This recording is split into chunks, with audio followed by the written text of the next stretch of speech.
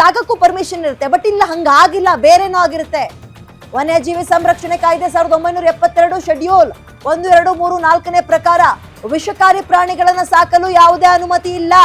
ಹಾವನ್ನ ಮನೆಯಲ್ಲಿ ಸಾಕಿ ಮೈಸೂರಿನ ಸ್ನೇಕ್ ಶ್ಯಾಮ್ ಕೂಡ ಒಂದ್ಸಲ ಅರೆಸ್ಟ್ ಆಗಿದ್ರು.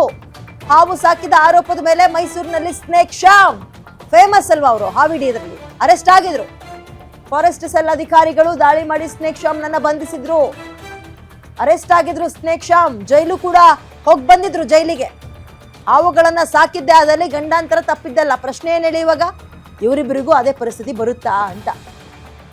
ದರ್ಶನ್ ಅವರು 1-2 ಕೇಸಿಗೆ ಹಿಂಗ್ ಹೋಗಿ ಬಂದಿದ್ರು, ಕೋರ್ಟ್ಗೂ ಹೋಗಿದ್ರು, ಪೊಲೀಸ್ ಸ್ಟೇಷನ್ಗೂ ಹೋಗಿದ್ರು.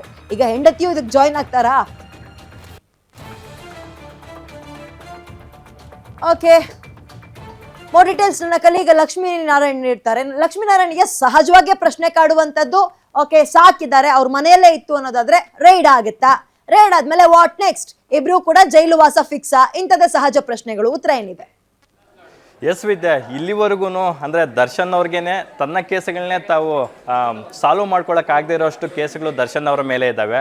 ಅದರೊಟ್ಟಿಗೆ ಈಗ ಈ ಒಂದು ಇಂಪೋರ್ಟೆಡ್ ಪೆಟ್ ಸ್ನೇಕ್ನ ಸಾಕಿರುವಂಥ ಒಂದು ಹಿನ್ನೆಲೆಯಲ್ಲಿ ಇದು ಮತ್ತೊಂದು ಕೇಸ್ ಆಗುವ ಸಾಧ್ಯತೆ ತುಂಬ ಜಾಸ್ತಿ ಇದೆ. ಯಾಕಂದರೆ ಇದನ್ನು ಅರಣ್ಯ ಇಲಾಖೆ ತುಂಬ ಗಂಭೀರವಾಗಿ ಪರಿಗಣಿಸುತ್ತೆ ಅಂತ ನಾನು ಭಾವಿಸ್ತೀನಿ. ಯಾಕಂದರೆ ಇದು ಕರ್ನಾಟಕ ಫಾರೆಸ್ಟ್ ಆ್ಯಕ್ಟ್ ಪ್ರಕಾರ ಯಾವುದೇ ಹಾವುಗಳನ್ನು ಯಾರೂ ಸಾಕುವಂತಿಲ್ಲ. ಖ್ಯಾತ ಉರಗ ತಜ್ಞರಾದಂತಹ ಸ್ನೇಕ್ ಶ್ಯಾಮ್ ಅವರು ಹಾವುಗಳನ್ನು ಸಾವಿರಾರು ಹಾವುಗಳನ್ನು ರೆಸ್ಕ್ಯೂ ಮಾಡಿ ಫಾರೆಸ್ಟ್ಗೆ ಬಿಟ್ಟಿದ್ದಾರೆ. ಅವರು ಕೂಡ ತಮಗೆ ತಿಳಿದಿರೋನೋ 1-2 ಹಾವುಗಳನ್ನು ಮನೆಯಲ್ಲೇ ಸಾಕೊಂಡಿದ್ರಂತೆ ಆ ಥರ ರೆಸ್ಕ್ಯೂ ಮಾಡುವಂಥ ಟೈಮಲ್ಲಿ. 1.5 ವರ್ಷದ ಹಿಂದೆ ಆ ಸ್ನೇಕ್ ಶ್ಯಾಮ್ ಅವ್ರನ್ನ ಕೂಡ ಅರಣ್ಯಾಧಿಕಾರಿಗಳು ಬಿಟ್ಟಿಲ್ಲ.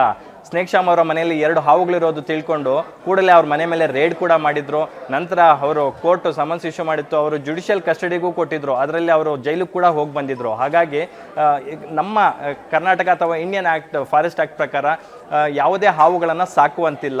ಹಾಗಾಗಿ ಇದು ವಿಜಯಲಕ್ಷ್ಮಿ ಮತ್ತು ದರ್ಶನ್ ಅವ್ರಿಗೂ ಕೂಡ ಉರುಳಾಗುವಂಥ ಸಾಧ್ಯತೆ ಇದೆ. ಮತ್ತೊಂದು ಇಲ್ಲಿ ಸೂಕ್ಷ್ಮವಾಗಿ ಅವಲೋಕಿಸಬೇಕಾಗಿರ್ತಕ್ಕಂಥ ವಿಚಾರ ಏನಪ್ಪ ಅಂತಂದರೆ ವಿದ್ಯಾ, ಕರ್ನಾಟಕ ಫಾರೆಸ್ಟ್ ಡಿಪಾರ್ಟ್ಮೆಂಟ್ಗೆ ಬ್ರ್ಯಾಂಡ್ ಅಂಬಾಸಿಡರ್ ಆಗಿರ್ತಾರೆ ದರ್ಶನ್ ಅವರು 2018ನಲ್ಲಿ. ಅದಾದ ನಂತರ ಅದರ ಅಡಿಯಲ್ಲಿ ಬರ್ತಕ್ಕಂತಹ ಝೂ ಅಥಾರಿಟಿ ಆಫ್ ಕರ್ನಾಟಕಕ್ಕೂ ಬ್ರ್ಯಾಂಡ್ ಅಂಬಾಸಿಡರ್ ಆಗ್ತಾರೆ, ಅಗ್ರಿಕಲ್ಚರ್ ಡಿಪಾರ್ಟ್ಮೆಂಟ್ಗೂ ಬ್ರ್ಯಾಂಡ್ ಅಂಬಾಸಿಡರ್ ಆಗ್ತಾರೆ. ಆದರೆ ದರ್ಶನ್ ಅವರು ಬ್ರ್ಯಾಂಡ್ ಅಂಬಾಸಿಡರ್ ಆದಂತಹ ಸಮಯದಲ್ಲೇ ಅಧಿಕಾರಿಗಳು ಕೂಡ ದರ್ಶನ್ ಅವ್ರಿಗೆ ಸಾಥ್ ಕೊಟ್ಟು ಈ ಹಾವು ಸೇರಿದಂತೆ ಒಂದಷ್ಟು ಇಂಪೋರ್ಟೆಡ್ ಪ್ರಾಣಿ ಇವುಗಳನ್ನು ತರಿಸ್ಕೊಳ್ಳೋದಕ್ಕೆ ಸಾಥ್ ಕೊಟ್ರ ಅನ್ನೋದು ಕೂಡ ವಿಚಾರಣೆ ಆಗಬೇಕಾಗುತ್ತೆ.